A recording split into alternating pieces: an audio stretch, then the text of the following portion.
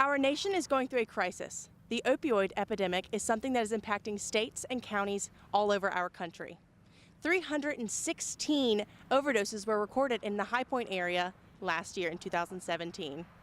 Here I am standing in front of Caring Services, which is a recovery program for people who are wishing to change their lifestyles. I'm Ashley-Brooke reporting for Triad News 360.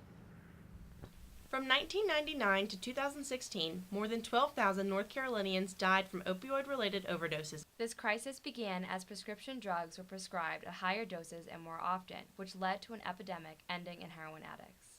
This issue is devastating families and breaking communities. High Point is one of the North Carolina cities that is truly struggling. Deputy Dylan Weisner discusses his experience from a law enforcement standpoint working for High Point Police Department. I mean, obviously it puts a strain on us and on the public in High Point because they find needles laying on the side of the road. A kid can pick it up and stick himself with a used needle. And it obviously takes resources for us because we're having to respond to these calls and help people that are overdosing on heroin.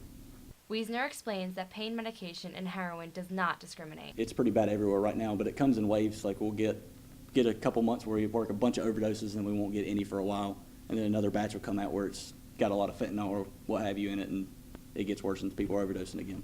So it really doesn't have an age that people pick. Really all ages. I've worked some for people 16, 17, 18 years old all the way up in their 50s and 60s.